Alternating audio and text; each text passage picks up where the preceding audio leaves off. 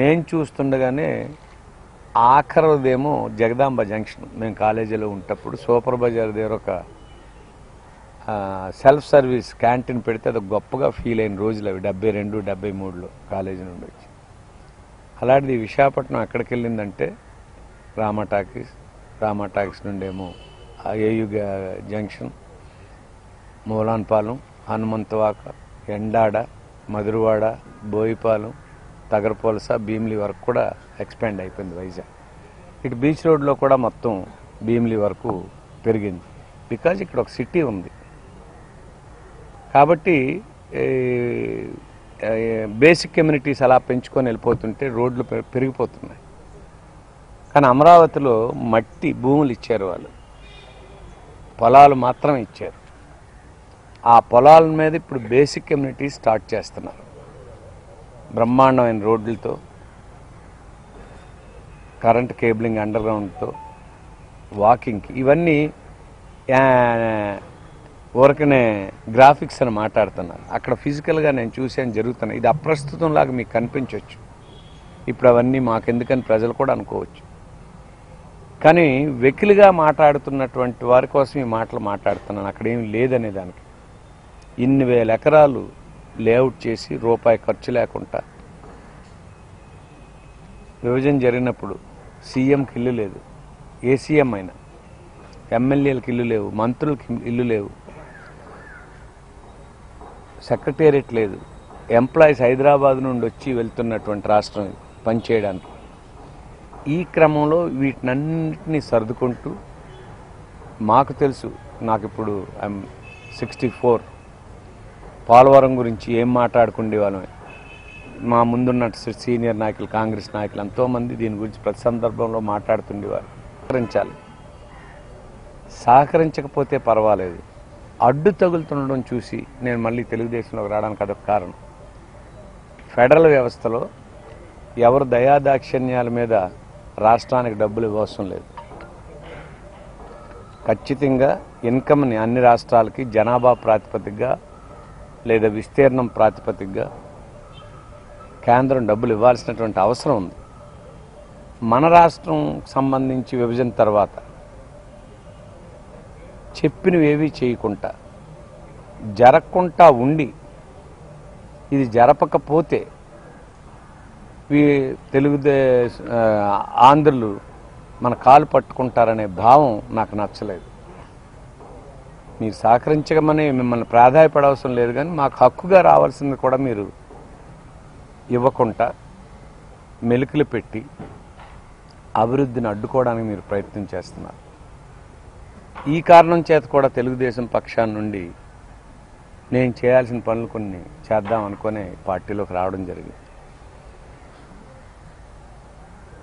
ఒక పక్క అభివృద్ధి కార్యక్రమాలు, అదే 1-2 మీరు చెప్పొచ్చు, కియో మోటార్స్ అని, కానీ ఎన్ని సెల్ కంపెనీలు తిరుపతిలో వచ్చాయి, నెల్లూరు సజ్జలో ఎన్ని ఇండస్ట్రీస్ తీసుకొచ్చారు, వైజాగ్లో ఎన్ని ఐటీ ఇండస్ట్రీస్ తీసుకొచ్చారు. వెకిలుగా మాట్లాడతారు. ఏముందండి 14 లక్షలు అన్నారు, 3 లక్షలే వచ్చింది, 1,50,000. అంటే అభివృద్ధే జరుగుతుంది కానీ కిందకి ఈ రాష్ట్రం వెళ్ళట్లేదు. కేంద్రం సహకరించకపోయినా, కేంద్రం నుండి రావాల్సిన వాటా టైంకి రాకపోయినా అభివృద్ధి చేస్తూ ఒక పక్క సంక్షేమ కార్యక్రమాలు ఖచ్చితంగా ప్రతి కుటుంబానికి ఏదో ఒక రూపంగా, వికలాంగులకైతే ఒకటి, ముసలి వాళ్ళకైతే ఒకటి, విద్యార్థులకైతే ఒకటి, పుట్టుకి, చావుకి, పెళ్లికి ప్రతి కుటుంబానికి ఆసరాగా ఉండి నడిపించాలని ఒక ప్రణాళిక. రైతులకి ఒక్క ఆంధ్రప్రదేశ్లోనే 85%, దానికి చంద్రబాబు నాయుడు గారు ఒక 1000-2000 కలిపేసిన పథకం మీకు తెలుసు. 85% ప్రజలకు నేరుగా అందింది ఆంధ్రప్రదేశ్ ఒక్కటే. అంటే టెక్నాలజీని వాడి ఏదైనా నేరుగా ప్రజలకు అందడం కోసం ప్రయత్నం చేస్తున్నటువంటి ప్రభుత్వం తెలుగుదేశం ప్రభుత్వం. నేనైతే రేపు ఎలక్షన్ అయిన తర్వాత కూడా ఈ ఘర్షణ తప్పేటట్లేదనే భావన నాకు కలుగుతుంది కేంద్రంతో. సరే, ఇట్ ఈస్ టూ ఎర్లీ. ఈ రోజుకి ఇంకా యూపీఏ ఈ నెల రోజుల్లో వివిధ రాష్ట్రాల్లో ఏ స్టేజిల్లో మోడీని ఎదుర్కోవడానికి సమాయత్తం అవుతున్నటువంటి ప్రతిపక్షాలన్నీ ఏ మేరకు విజయవంతం అవుతాయో వేచి చూడాల్సినటువంటి అవసరం అయితే ఉంది. ఖచ్చితంగా బీజేపీ వాళ్ళు అనుకున్న స్థాయికి చేరలేరు. చంద్రబాబు నాయుడు ఈ రాష్ట్రంకి జరిగిన అన్యాయాన్ని తెలుగువారికి వివరించడంలో సక్సెస్ అయ్యారు కాబట్టే ఇక్కడ బీజేపీకి అకౌంట్ కూడా ఓపెన్ అవ్వదు ఈ రాష్ట్రంలో. ఖచ్చితంగా ఈ పరిస్థితుల్లో సీనియర్గా ప్రతి ఒక్కరూ యాక్సెప్ట్ చేసినటువంటిది అభివృద్ధి సంక్షేమాన్ని సమానంగా తీసుకెళ్తున్నాడనే విషయాన్ని కిందనున్నటువంటి వారు ఆ మేరకు తెలుగుదేశం పార్టీని ముందుకు తీసుకెళ్లడంలో కొంత చిన్నది, ఇదేదో నెగిటివ్గా కాదు, కొంత విఫలత కనిపిస్తుంది. నేను ఇప్పుడే వచ్చాను కాబట్టి ఆ పార్టీ గురించి ఏమనకూడదు, నెగిటివ్గా కాదు. దయచేసి ఇది ఒక చంద్రబాబు ఇలా తెలుగుదేశం తీసుకెళ్లలేదు విమర్శించారనే భావం నాది కాదు దయచేసి. కానీ ఎలక్షన్లో పూర్తిగా ఈ తెలుగుదేశం పార్టీ గెలవడానికి పూర్తి బాధ్యత చంద్రబాబు నాయుడుదే అని నేను చెప్పదలుచుకున్నాను. ఇది చంద్రబాబు నాయుడు వ్యక్తిగతంగా చాన్నాళ్ళ తర్వాత నేను ఇలాంటి ప్రాంతీయ పార్టీ ఎలక్షన్ ఇలాంటి చూశాను. నేను ఇప్పుడు ఇందిరాగాంధీ ఉంటే అప్పుడు ఇందిరాగాంధీ వల్లనే కాంగ్రెస్ పార్టీ కోట్లేసేవారు. ఇంత హోరాహోరీలో కూడా ఇది చంద్రబాబు నాయుడు గారి వ్యక్తిగత విజయంగానే నేను తెలుగుదేశాన్ని చూస్తున్నాను. మరలా ఆయన ఇవన్నీ ఆర్గనైజ్ చేసుకొని సమిష్టి బాధ్యతగా ఉండేటట్టుగా చేస్తారని చాలా సందర్భాల్లో ఆయనతో డిస్కస్ చేసిన అంశాలు ఉన్నాయి. ఇక్కడ భీమిలీ దగ్గరికి వచ్చేటప్పటికి కూడా నాకు పూర్తిగా తృప్తినిచ్చింది. ఒక్కటైతే నాకు తెలియకుండా కూడా ఎలక్షన్లో నేను డబ్బులు ప్రాధాన్యత తక్కువని అనేక సందర్భాల్లో చెప్పాను. ఎలక్షన్లో డబ్బులతోటే ఎలక్షన్ జరపాలనే దానికి నేను వ్యతిరేకిని. ఎలక్షన్కి డబ్బులు కూడా కావాలనే దాన్ని నేను నమ్ముతాను. ఎలక్షన్కి డబ్బులు కూడా కావాలి, కానీ డబ్బులే ఎలక్షన్ అనేది నేను వ్యతిరేకిని. సరే, నా వరకు నేను ఆ నిబద్ధతతో ఉన్న పార్టీ కొంత గెలుపు కోసం వారి వంతు వారి ప్రయత్నం నా ప్రమేయం లేకుండానే చేశారు, వాళ్ళకి ధన్యవాదాలు. బట్ నేనైతే దేంట్లోనే ఇన్వాల్వ్ అవ్వలేదు. చివరిగా జగన్మోహన్ రెడ్డి నిన్న కూడా ఇది నేను ఎలక్షన్ ముందైతే ఇది మాట్లాడి ఉండేవాడిని. విశాఖపట్నంలో ఉన్న మీరు పత్రికా విలేకరులు అందరూ విట్నెస్ చేశారు. అన్ని బూతుల్లో కూడా ఈవీఎంలు సరిగ్గా పనిచేయలేదని. ఒక అభ్యర్థిగా నేను కూడా నాకు ఇక్కడ ఓట్లు ఉంది, నేను దూరంగా వెళ్ళాలి 40 కిలోమీటర్లు, ఒక బాధ్యతతో నేను ఓటేసి వెళ్ళాలని మీరందరూ సాక్షి 45 నిమిషాలు వెయిట్ చేసి నా నియోజకవర్గానికి వెళ్ళిపోవలసి వచ్చింది. అంటే నేను ఒక బాధ్యత లేనట్టుగా ఓటీ లేనటువంటి పరిస్థితి నాకు చాలా బాధ కలిగింది. ఇక ఎక్కడికి పోయిన ఇదే పని. చంద్రబాబు నాయుడు ఖచ్చితంగా ఈసీని టార్గెట్ చేసి మాట్లాడడం రైట్. ఎక్కడో ఒక చిన్న తప్పు జరిగితే, ఒక జిల్లాలోనే ఒక 4 బూతుల్లోనే తప్పు జరిగితే పర్వాలేదు, కానీ విశాఖపట్నంలో నేను చూసిన 7 అసెంబ్లీ స్థానాల్లో కూడా ప్రతి చోట ఈవీఎంలు minimum 1 hour maximum 3 hours disturb చేసే ఎలక్షన్లో. అది రాత్రి 11 వరకు కూడా, రాత్రి 11-10 వరకు కూడా ఎలక్షన్ జరిగేది. ఎన్నో కబుర్లాడుతున్న ఈసీ మినిమం చేయాల్సినవి చేయకుండా ఇలా ఆఫీసుని మారుస్తాం, ఈ ఐపీఎస్ ఆఫీసుని మారుస్తాం, ఈ ఐఏఎస్ ఆఫీసుని మారుస్తాం, ఇలాంటి చెత్త పనులు కేంద్ర ప్రభుత్వం వాళ్ళతో చేయించడం మంచిది కాదు. ఇంత జరిగి నిజంగా నిన్న జగన్మోహన్ రెడ్డి గారి స్టేట్మెంట్ కానీ రాష్ట్ర ప్రజలు చూస్తే ఆయనకి ఎంతోమంది ఆయనకు వ్యతిరేకంగా ఓటేసి ఉండేవారు. ఎందుకంటే ఈ సఫర్ అయినటువంటి వాళ్ళు పర్సనల్ ఎక్స్పీరియన్స్. ఈవీఎంలు పనిచేయలేదని నాకు ప్రతి చోట ఏంటి సార్ 2 గంటలు 3 గంటలు బట్టి క్యూలో ఉన్నాం, కనీసం ఆ క్యూలో ఉన్న వాళ్ళు ఆ పక్కకి వెళ్ళి మంచినీళ్ళు తాగడానికి కూడా లేదు. ఇప్పుడు మీరు ఎండలో బాధపడుతున్నట్టే బాధపడుతూ ఉన్నారు. ఆ చిన్న చిన్న అరేంజ్మెంట్స్ కూడా చేయకుండా ప్రతి బూత్లో 2-3 ఈవీఎం మిషన్లు మొరాయిస్తుంటే చాలా ఆనందంగా ఉంది. ఎలక్షన్ కమిషన్ బ్రహ్మాండమైన ఏర్పాట్లు చేసింది, నాకు సంతృప్తిగా ఉంది. అంటే కేవలం ప్రభుత్వం ఏదంటే అది కాదు అని కేంద్ర ప్రభుత్వాన్ని సమర్థించడం అని చెప్పడానికి ఇంతకంటే గ్లేరింగ్ ఎగ్జాంపుల్ ఏమి ఉండదు. నడవలేదు, సఫర్ అయ్యారనే విషయం మీరందరూ సాక్షి, నాతో సహా. అది బాగుందని చెప్తున్నాడు ఆయన. సో ఎలక్షన్లు అయ్యాయి, ఇప్పుడైతే రాజకీయం చేయవసరం లేదు, కేం ఓట్లు రావు, బాక్సులన్నీ 23వ తేదీ వరకు శుభ్రంగా స్ట్రాంగ్ రూమ్లో భద్రతగా ఉన్నాయి. ఇకనైనా నిజాలు మాట్లాడితే మంచిదని నా ఉద్దేశం. ఎలక్షన్ కోసం ఏదో అవసరం కోసం 4 ఓట్లు రాబట్టుకోవడం కోసం పర్వాలేదు, కానీ ఎలక్షన్స్ అయిన తర్వాత కూడా ఇదే పంతా కొనసాగిస్తుంటే కొంచెం చదువుకున్నటువంటి వాళ్ళకి సఫరర్స్ ఎవరైతే ఓటు కోసం గంటలు నిలబడ్డారో వాళ్ళందరూ నవ్వుకుంటున్నారు. సో మీకు ముందైనా సరే నిజ వాస్తవాలు మాట్లాడడానికి ప్రయత్నిస్తే ప్రజలకు దగ్గర అవుతారని అనుకుంటున్నాను నేను.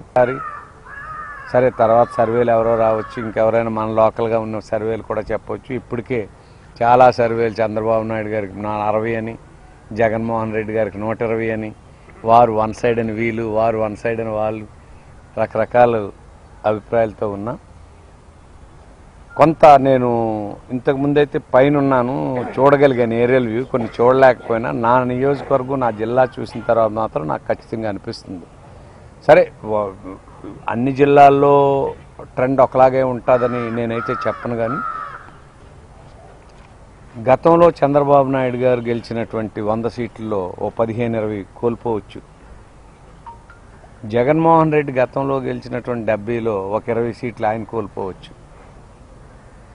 ఈ సీట్లు అటు ఆ సీట్లు ఇటు వస్తాయనేది నాకు కొంత ఇన్ఫర్మేషన్ జరగడానికి అవకాశం ఉందని కూడా అనిపిస్తుంది.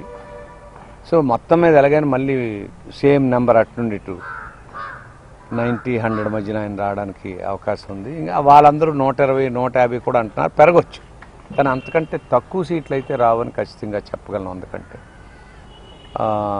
లాస్ట్ టైం కూడా నేను ఎలక్షన్ ముందు కౌంటింగ్ ఒక రోజు ముందు చెప్పాను ఢిల్లీలో ఒకే మాట, విడిపోయిన ఆంధ్రప్రదేశ్ మొదట ముఖ్యమంత్రి చంద్రబాబు నాయుడు గారు అవుతారని. ఇప్పుడు మీరు అనుకోవచ్చు పార్టీలో ఉన్నానని చెప్తా, అప్పుడు కూడా నేను పార్టీలో లేను.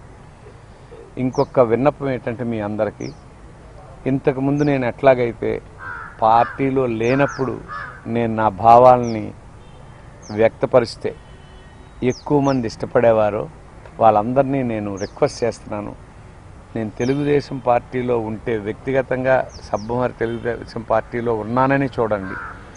నేను మాట్లాడిన ప్రతి మాట ఈ రాష్ట్రం ఇంట్రెస్ట్ కోసం, రాజకీయాలకు అతీతంగా మాత్రమే నేను ఒపీనియన్ చెప్తానని విశ్వసించండి.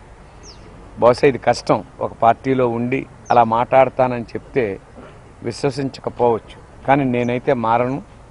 నా అభిప్రాయాలు చెప్పేటప్పుడు అదే భావం ఇంతకుముందు ఈ పార్టీలో లేకముందు నేను ఎట్లాగైతే ఉన్నానో ఇంకా రానున్న కాలంలో కూడా అలాగే విషయాన్ని సందర్భాన్ని బట్టి నా అభిప్రాయం చెప్తుంటాను. అది పార్టీకి ఎట్రిబ్యూట్ చేయకండి. ఇంతకుముందు ఎలాగైతే ఎక్కువ మంది న్యూట్రల్గా ఉన్నటువంటి వాళ్ళందరూ సబ్బోహరి కొంచెం రీజనబుల్గా మాట్లాడతాడు, వాస్తవాలు మాట్లాడతాడు, వాస్తవానికి దగ్గరగా మాట్లాడుతుంటాడనే భావాన్ని మీరే పార్టీలో లేనటువంటి వాళ్ళు కూడా నా మీద భావంతో ఉన్న మీ అందరినీ నేను కోరేది ఒకటే, ఆ భావాన్ని దయచేసి కంటిన్యూ చేయమని కోరుకుంటున్నాను. Thank you. నేను మెజారిటీలు చెప్పలేను, ఖచ్చితంగా టీడీపీ గెలుస్తుంది భీమిలిలో.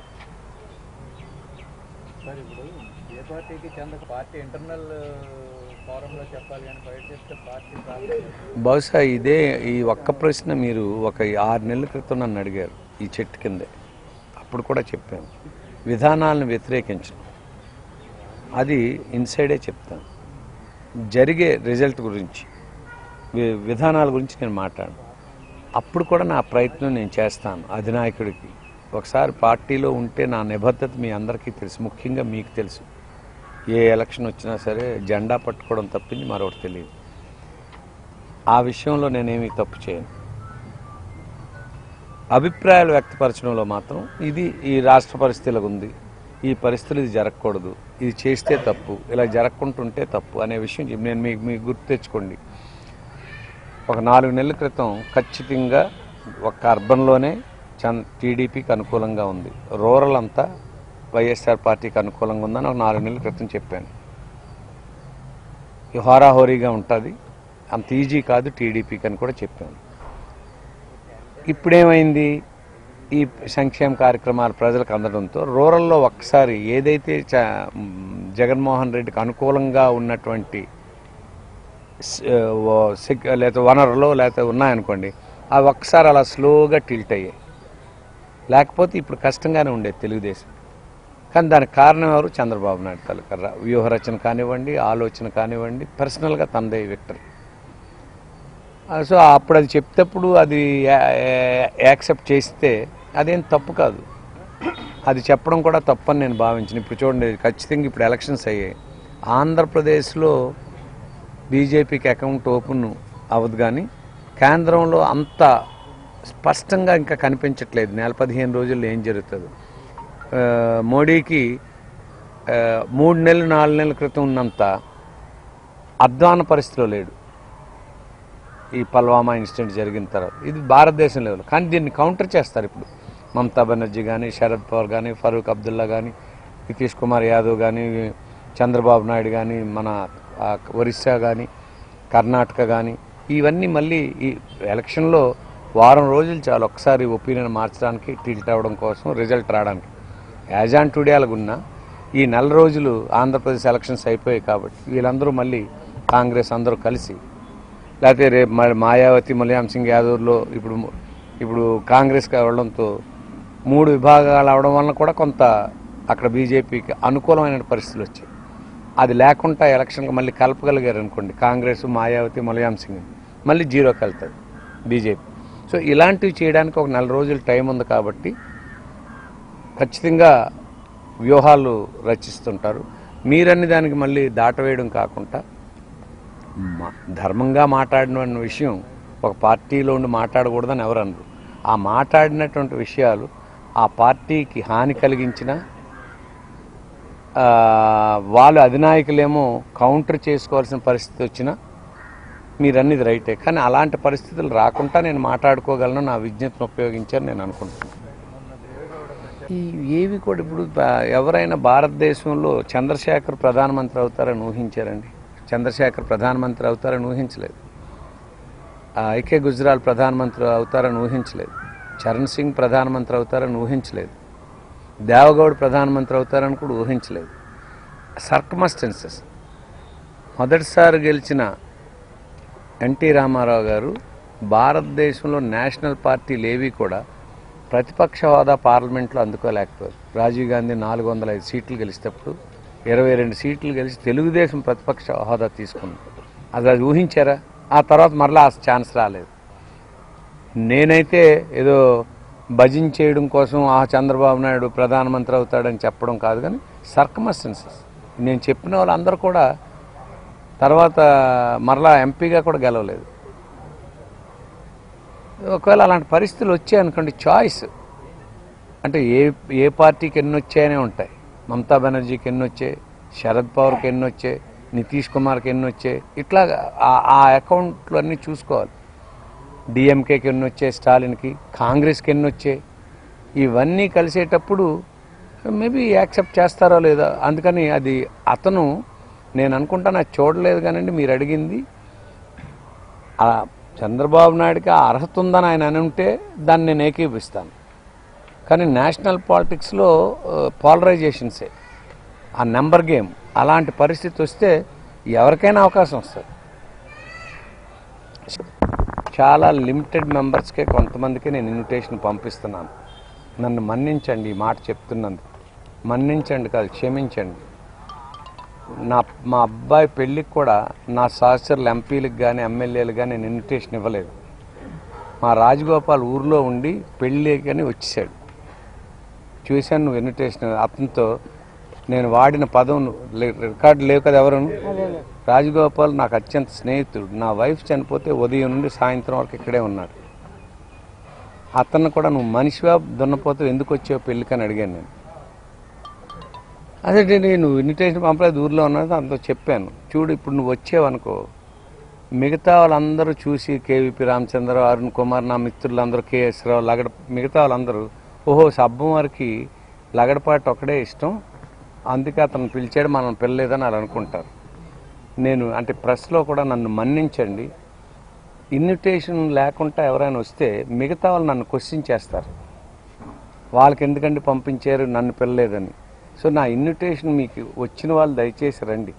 నేను వీలైనంత వరకు ఎక్కువ మందిని అకామిడేట్ చేయాలనుకుంటున్నాను. కానీ ఇన్విటేషన్ లేకుండా ఒకరు వచ్చినా సరే నేను మిగతా వాళ్ళకి ఆన్సర్ చేయాల్సి వస్తుంది. మిగతా అన్ని చోట్ల ప్రెస్ మీట్లు వేరేగా ఉంటున్నాయని నాకు తెలుసు.